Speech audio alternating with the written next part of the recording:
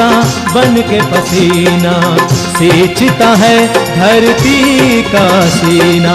मेहनत का तेरी हक दिलवाने, नई तकनीक नई खोज बताने।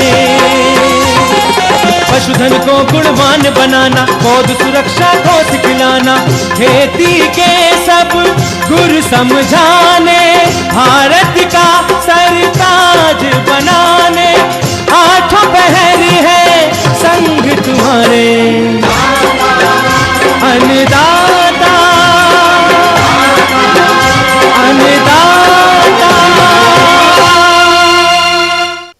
नमस्कार, मैं हूं आपके साथ विभा उपाध्याय और आप सभी दर्शकों का अन्नदाता कार्यक्रम में स्वागत करती हूं। हमारे देश का किसान जन का पोषक है, वो श्रम का देवता है, अन्नदाता है।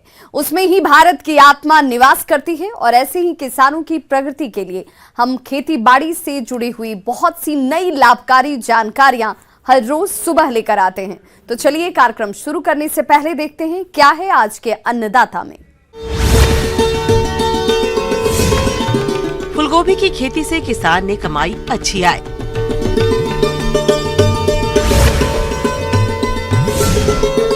सर्दी के मौसम में मुर्गियों के चूजों की देखरेख।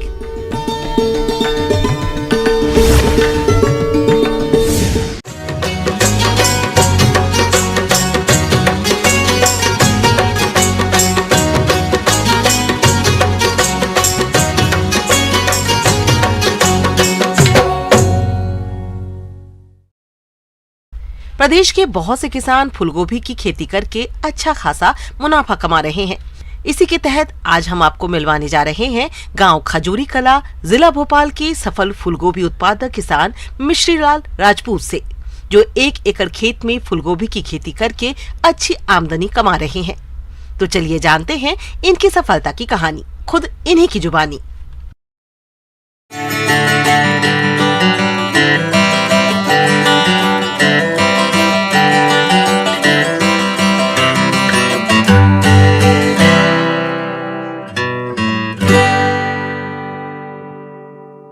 किसान भाइयों, अभी हम जो चर्चा करने जा रहे हैं वो फूल गोभी की उन्नत खेती, जो मेरे अनुभव है, जिससे मैं आपको बताना चाह रहा हूँ, जिससे आप भी ऐसा करके लाभान्वित हो सकते हैं।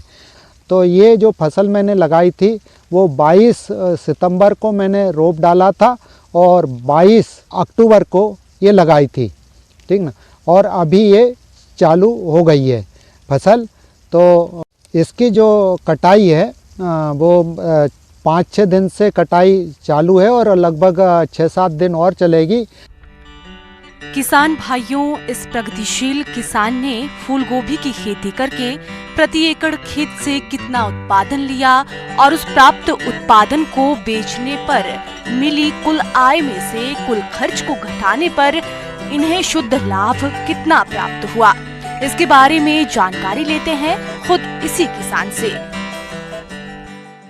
एक थैली में 20 किलो वजन आ रहा है हमारे यहाँ पे जो फसल उत्पादन हो रहा है उसमें।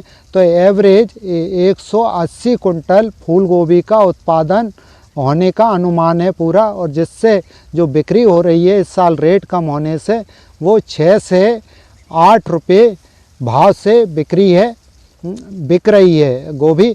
तो एक एवरेज यदि बात करें तो 7 रुपये किलो के हिसाब से 700 रुपये कुंटल की यदि बात करें तो कुल आय जो होने वाली है मुझे वो लगभग 1,26,000 रुपये आय होगी। और जो लागत है बीज, खाद, मजदूरी, कीटनाशक दवाई और भाड़ा सब करके हकाई जुताई लगभग 50,000 रुपये लागत आई है। तो इसको 1,26,000 में से 50,000 रुपये लागत को घटाते हैं तो 76,000 रुपये जो है मुझे शुद्ध मुनाफा होने की उम्मीद है। गोभी की जो फसल लगाई है वो लगभग 2 एकड़ में लगाई है, और अभी मैंने जो आपको बताया है वो 1 एकड़ का एक एवरेज बताया है। और अभी दूसरी वैरायटी भी मेरी अभी गोभी की लगी हुई है जो मतलब लगभग फरवरी लास्ट में चालू होगी। इस प्रगतिशील किसान ने फूलगोभी की खेती से इतना अच्छा उत्पादन प्राप्त करने के लिए खेत की तैयारी और खाद उर्वरकों का प्रयोग करते हुए फूल गोभी की रुपाई से लेकर कटाई तक के सभी कार्यों को किस तरह से किया, इसकी जानकारी लेते हैं खुद इन्हीं से। तो जब फूल गोभी की खेती हम करते हैं तो सबसे पहले बीज का चयन करते हैं। तो बीज में बहुत सारी कंपनियों की विभिन्न वैरायटी आ रही है, लेकिन अगस्त में जो बीज डलने वाली सबसे उत्तम जो किस्म मैंने पाई है वो वर्षा है। और बीज के बाद में हकाई जुताई अच्छे से कर लें और उसमें सुपर फास्फेट प्रति एकड़ 4 बोरी सुपर फास्फेट की डाल दें और 1 बोरी DAP की हकाई जुताई के समय पे ही डाल दें। 1 महीने में पौध तैयार हो जाती है। तो पौध तैयार होने के बाद में लगभग लाइन से लाइन की दूरी 1.5 फीट रखें और पौध से पौध की दूरी 1 फीट पर लाइन से लाइन कतार रस्सी डाल के लगा लें, या फिर ट्रैक्टर से नाली बना लेते हैं और उन नालियों में लगाते हैं, जिससे कि खुरपा चलाया जा सकता है और जिससे मजदूरों की बचत हो जाती है खुरपा चलाने से। इसके बाद में यदि आपने नाली बना के लगा रहे हैं तो उसमें पौध लगाने के 8 से 10 दिन बाद में जब खरपतवार 2 पत्ती की होती है तो ऑक्सीफ्लोरोफेन 15 लीटर पानी में 10 ml प्रति पंप के हिसाब से नीचे करके हुड लगा के या नीचे बारीक नोजल से नीचे करके केवल खरपतवार पे दवाई गिरे, पौधों पे कम से कम दवाई गिरे, तो ऐसे खरपतवार का नियंत्रण बहुत अच्छे से कर लिया जाता है, जिससे कि मजदूरों की लागत बच जाती है। अभी जो मेरे द्वारा जो खरपतवार नियंत्रण किया गया उसमें खुरपा चलवाया पूरे में, और जो कुछ बच गए थे उससे मजदूरों से निकलवाया। जो निकला था खरपतवार उसको हमने बाहर मेड़ पे फेंकवा दिया था। तो ये इस प्रकार से खरपतवार नियंत्रण कर लें। इसके बाद में यूरिया लगभग 1-2 बार में दें, लगभग 15 से 20 दिन में 1 एकड़ में 1.5 बोरी डालें और फिर 15 से 20 दिन बाद में 1.5 बोरी फिर पौध रखवा के देने से और ज़्यादा अच्छा होगा। पानी की जो सिंचाई है वो मैंने स्प्रिंकलर से सिंचाई की, लगभग 15-15 दिन के अंतराल से सिंचाइयाँ की है पानी की। तो स्प्रिंकलर से सिंचाई की हुई है।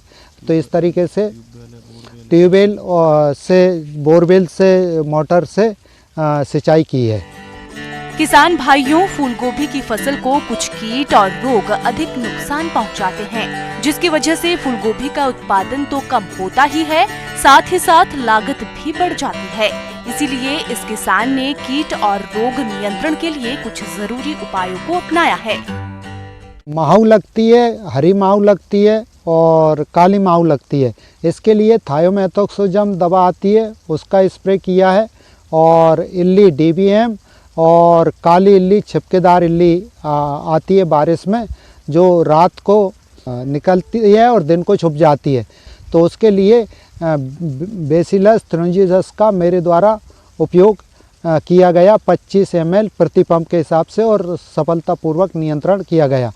इसमें जो पौध गलन रोग आता है और ब्लैक रॉड आता है पत्ता गोभी में, तो इसके लिए मेरे द्वारा जो नियंत्रण किया गया वो बेसिलस सेप्टिलस जो फफूंदनाशक बैक्टीरिया है उसका उपयोग किया गया, और सुडोमोनास जो बैक्टीरिया है उसका उपयोग किया। इसके अलावा रासायनिक मेरे द्वारा तो ये जैविक तरीके से किया गया, बाकी पहले जब ये चीज़ मेरे पास नहीं थी तो इससे पहले मैं रासायनिक उसमें कार्बेंडोजाइम, मैनकोजेब, क्लोरोथायोनिल नाम से जो दवाई आती है उसका उपयोग करके मैं इसका नियंत्रण करता था। किसान भाइयों, अभी तक आपने खेती से जुड़ी हुई कुछ उपयोगी जानकारियां देखी। अब लेते हैं एक छोटा सा ब्रेक, जल्द लौटेंगे और कार्यक्रम में आगे भी है खेती बाड़ी से जुड़ी हुई महत्वपूर्ण जानकारियां, तो बने रहिए हमारे साथ।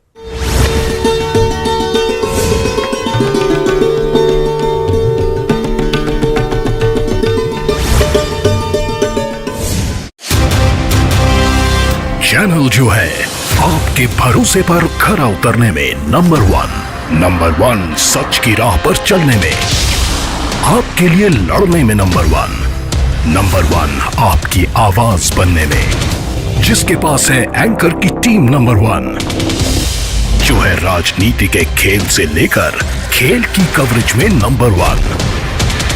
आज तक को पछाड़, अब है देश का नंबर 1 हिंदी न्यूज चैनल। तो देखते रहिए न्यूज़ 18 इंडिया।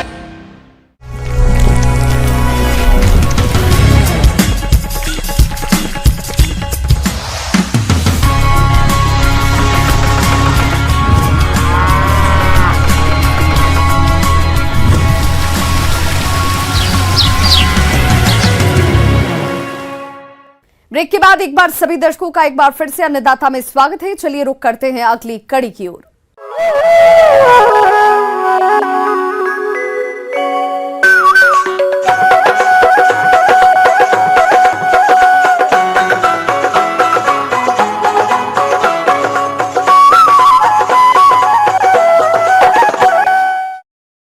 अपने राज्य में इन दिनों तापमान में काफी गिरावट देखी जा रही है। ऐसे में मुर्गी पालन से जुड़े किसानों को काफी परेशानियां झेलनी पड़ती हैं, क्योंकि सर्द मौसम में मुर्गियां और उनके चूजे जल्दी से तालमेल नहीं बिठा पाते हैं, जिससे उनकी मृत्यु दर बढ़ जाती है। इसलिए ऐसे समय में इनकी देखभाल आप कैसे करें, इसके बारे में समस्त जानकारी दे रहे हैं पशु वैज्ञानिक डॉक्टर सुशील प्रसाद।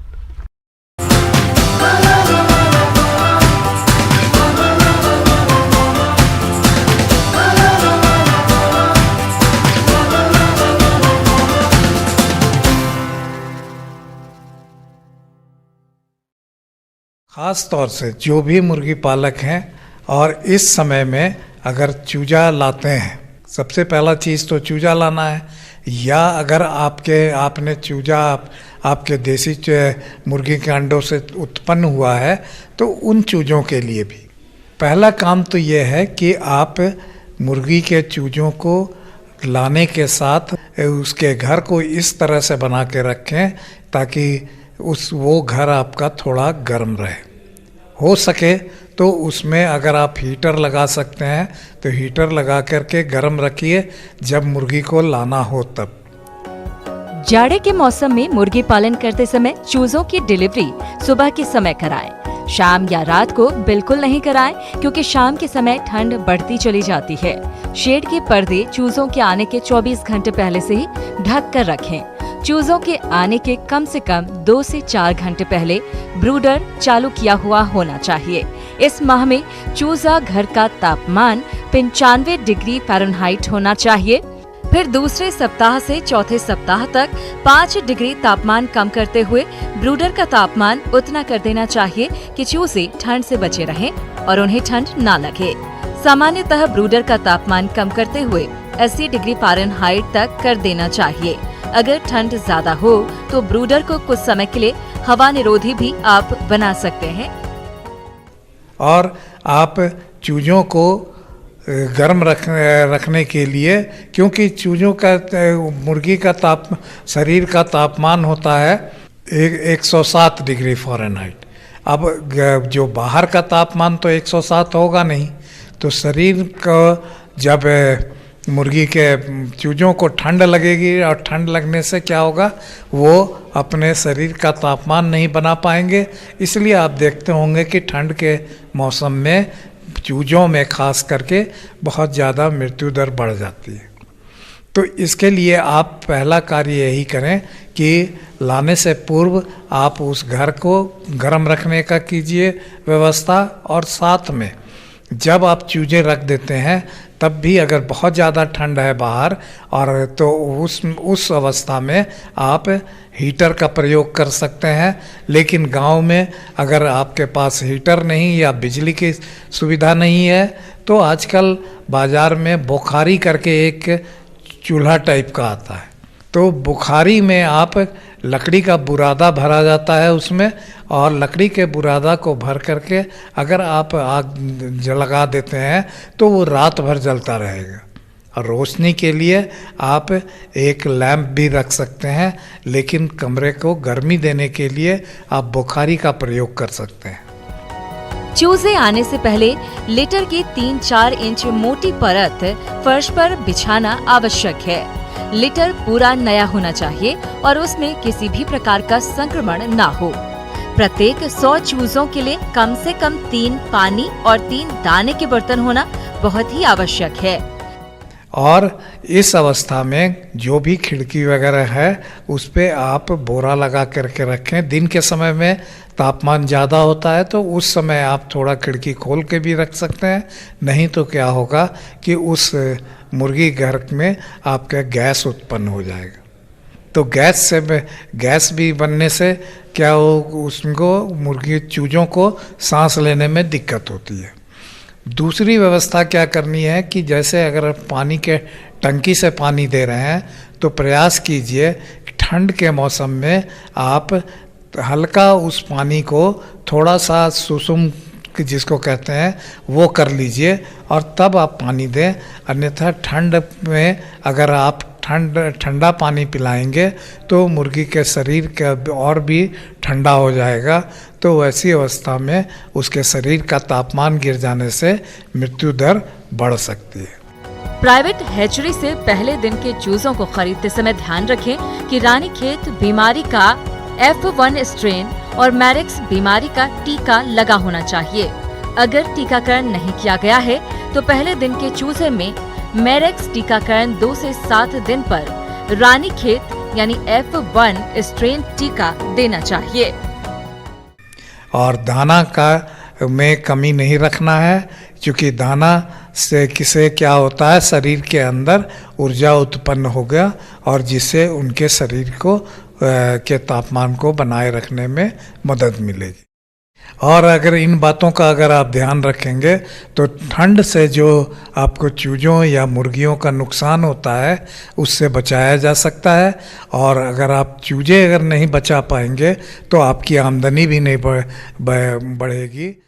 आगे और भी हैं खेतीबाड़ी से जुड़ी हुई बहुत सी रोचक जानकारियां, पर यहां रुकेंगे एक छोटे से ब्रेक के लिए, जल्द हाजिर होते हैं।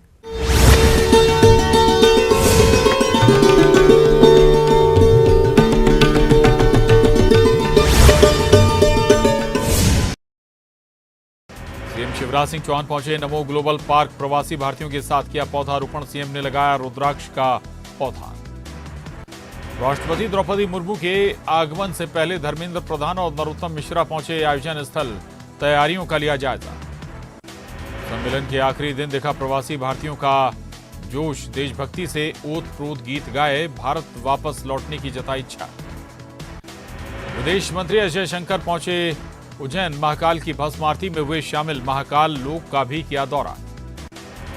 बुरहानपुर के रहने वाले अमित लाठ आज होंगे सम्मानित। इंदौर के प्रवासी भारतीय सम्मेलन में दिया जाएगा सम्मान। विदेशों में लॉजिस्टिक हब और टेक्सटाइल में हासिल किया मुकाम।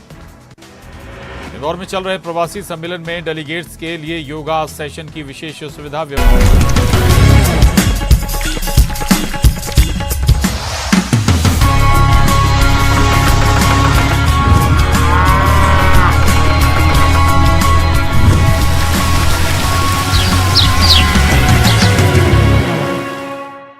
ब्रेक के बाद एक बार फिर से आप सभी दर्शकों का अन्नदाता कार्यक्रम में स्वागत है। बढ़ते हैं अपनी अगली प्रस्तुति की ओर।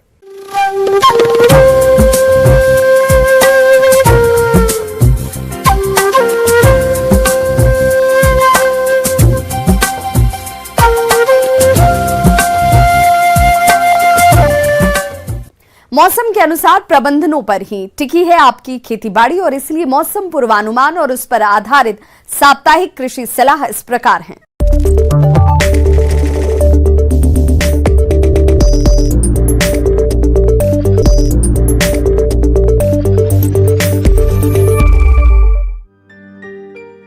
ग्रामीण कृषि मौसम सेवा, भारत मौसम विज्ञान विभाग, जवाहरलाल नेहरू कृषि विश्वविद्यालय, आंचलिक कृषि अनुसंधान जबलपुर द्वारा भेजे गए मौसम पूर्वानुमान रिपोर्ट के आधार पर जिला छिंदवाड़ा और इससे लगे जिलों के किसान भाइयों को सलाह दी जाती है कि इन क्षेत्रों में 12 जनवरी से 15 जनवरी तक साफ बादल रहने और बारिश नहीं होने की संभावना है। अधिकतम तापमान 28 से 29 डिग्री सेल्सियस और न्यूनतम तापमान 8 से 9 डिग्री सेल्सियस के मध्य रहने की संभावना है। आने वाले दिनों में हवा पूर्व, दक्षिण, पश्चिम एवं उत्तर पूर्व दिशाओं से बहने एवं 5 से 9 किलोमीटर प्रति घंटे की गति से चलने की संभावना है। ऐसे में इन क्षेत्रों के किसान भाइयों को सलाह दी जाती है कि गेहूं की फसल में 21 से 25 दिन की अवस्था पर पहली सिंचाई करें व इसके पश्चात खरपतवार नियंत्रण करें।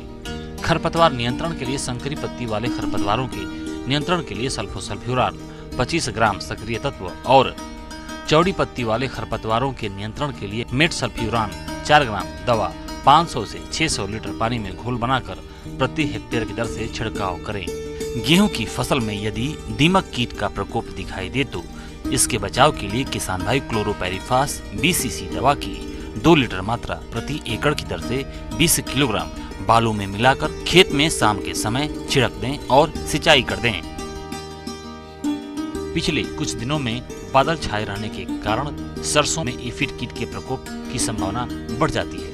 अतः किसान भाइयों को सलाह दी जाती है कि फसलों की सतत निगरानी करें और अधिक प्रकोप होने की स्थिति में कार्बेरिल का 2 किलोग्राम प्रति हेक्टेयर की दर से छिड़काव करें। चने की फसल में वाई या टी आकार की खूंटियां गाड़ दें। प्रति एकड़ करीब 40 से 50 खूंटियां गाड़ें, जिस पर पक्षियों के बैठने का स्थान बन जाएगा, जो इल्लियों को चुन चुन कर समाप्त कर देंगी। बादल युक्त मौसम रहने के कारण चने में कहीं कहीं तंबाकू की इल्ली का प्रकोप देखा जा रहा है, जिसका नियंत्रण करें। मटर की फसल में चूड़ी फफूंदी रोग की निगरानी करते रहें। इस रोग में पत्तियों, फलों और तनों पर सफेद चूर्ण दिखाई पड़ता है। इस रोग से बचाव के लिए फसल में सल्फेक्स दवा 3 ग्राम प्रति लीटर पानी के हिसाब से घोल बनाकर छिड़काव करें। किसानों को सलाह दी जाती है कि आलू की फसल में यदि पत्तियों पर गोल आकार के भूरे धब्बे दिखाई दें तो वह अगेती झुलसा रोग हो सकता है। अतः झुलसा रोग दिखाई देने पर इसके नियंत्रण के लिए मैंकोजेब 1.5 किलोग्राम दवा 500 से 600 लीटर पानी में घोल बनाकर प्रति हेक्टेयर की दर से छिड़काव करें। आलू की फसल में विषाणु जनित रोग ओस के कारण फैलने की संभावना है। उसको ध्यान में रखते हुए इसकी रोकथाम के लिए मिथाइल डिमेटान 1 मिलीलीटर प्रति लीटर पानी के हिसाब से घोल बनाकर छिड़काव करने की सलाह दी जाती है। आम के बाग में अब सिंचाई करना बंद करें। आम के बाग में मिलीबग को नियंत्रित करने के लिए तने में ग्रीस स्ट्रिप का उपयोग करें और 250 ग्राम प्रति पौधा की दर से मिट्टी में उपयोग करें। बेर के पौधों में फलों की अच्छी वृद्धि के लिए नाइट्रोजनधारी उर्वरक के रूप में यूरिया का छिड़काव अवश्य करें। दलहनी चारा फसलों जैसे बरसीम, लूसर्न आदि को सूखे चारे के साथ मिलाकर कुट्टी काटकर खिलाएं। पशुओं को पौष्टिक हरा चारा खिलाने के लिए उसे फूल आने से पहले ही कटाई कर लें। संभावित मौसम पूर्वानुमान में तापमान की गिरावट को देखते हुए पशुओं को दिन के समय धूप में रखें व रात्रि में ठंड से बचाव के लिए छत के अंदर रखें। दुधारू पशुओं को संतुलित आहार दें। इस समय बकरियों में लीवर फ्लू की संभावना हो सकती है, अतः इससे बचाव के लिए निलजान नामक दवा उनके शरीर भार के हिसाब से 4 से 8 ग्राम प्रति बकरी दें।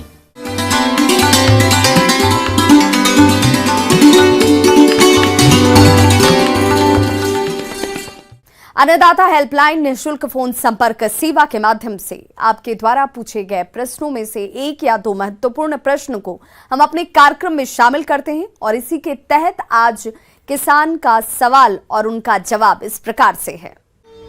आज के अन्नदाता हेल्पलाइन में जिस प्रश्न को कार्यक्रम में शामिल किया गया है उसे पूछा है दौलतपुरा जिला भोपाल के किसान साजिद खान ने।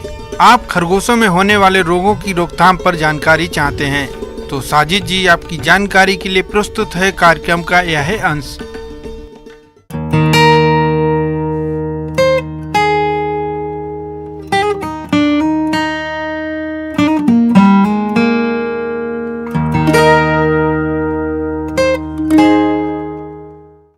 खरगोश मांस, चमड़ा, ऊन और मनोरंजन के लिए पाला जाता है। चमड़ा, मांस और ऊन के लिए अधिकतर किसान इनका पालन कर रहे हैं। खरगोश पालन का जो भी मकसद हो, आपको इनके हेल्थ का ध्यान रखना जरूरी है। जिससे इनसे होने वाले मुनाफे में कोई कमी न हो। अगर आप पशुपालन से जुड़ा हुआ कोई भी बिजनेस कर रहे हैं तो आपका देखरेख और प्रबंधन ठीक नहीं है तो कई समस्याएं और बीमारियां आपके बिजनेस को घाटे की तरफ ले जाएंगी। इसलिए पहले देखरेख और प्रबंधन सही रखें और अगर कोई समस्या आ जाती है तो उसका उपचार भी समय पर जरूर करें। खरगोश की अगर बात करें तो उनमें अपच की अधिक समस्या आती है, जो आमतौर पर जगह बदलने के कारण आहार में बदलाव से होता है। ऐसे में जब आप इनको किसी दूसरे जगह से लाते हैं तो वहाँ जो आहार दिया जाता रहा हो वही अपने यहाँ भी दें और फिर धीरे धीरे बदलाव करें। ऐसा करने से अपच की समस्या नहीं रहेगी। दूसरी जो समस्या आती है उसमें खरगोशों के कान में गंदगी जमा होने की समस्या आती है, जिसके कारण खरगोशों की मृत्यु भी हो जाती है।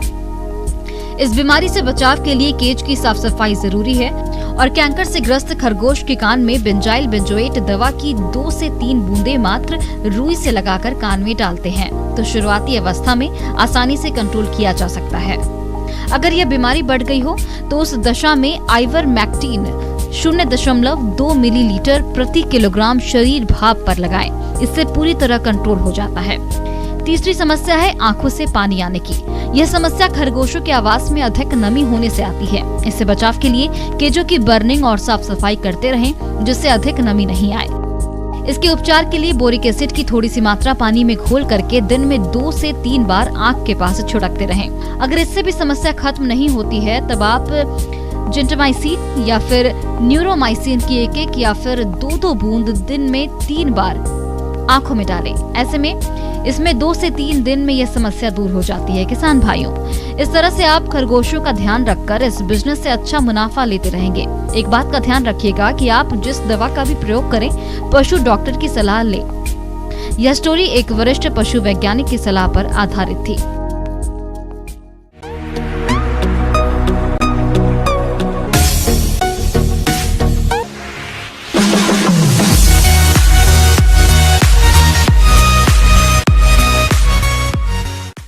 आइए अब एक नजर डालते हैं राज्य के कुछ चुनी हुई मंडियों के प्रमुख फसलों के बाजार भाव पर।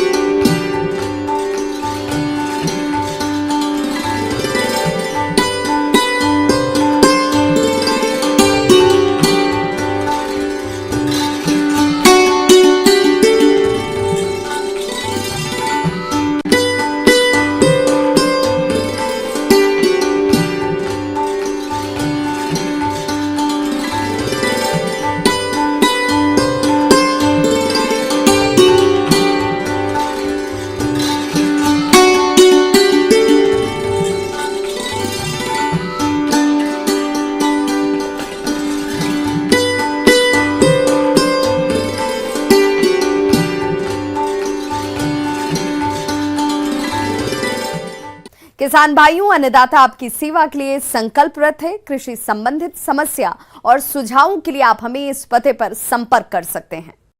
प्रोड्यूसर अन्नदाता, news 18 Madhya Pradesh Chhattisgarh, Ramoji film city Hyderabad 501512। साथ ही आप हमें ईमेल भी कर सकते हैं। हमारा ईमेल एड्रेस है p18annadatamp@nw18.com। इसके अतिरिक्त आप हमें निःशुल्क हेल्पलाइन नंबर 180088922163 पर सोमवार से शनिवार सुबह 10 बजे से शाम 4 बजे के बीच संपर्क भी कर सकते हैं। किसान भाइयों, अब समय हो रहा है आपसे विदा लेने का, तो हमारी अन्नदाता टीम को दीजिए इजाजत। कल फिर से होगी आपसे मुलाकात कृषि संबंधित कुछ और महत्वपूर्ण जानकारियों के साथ। नमस्कार।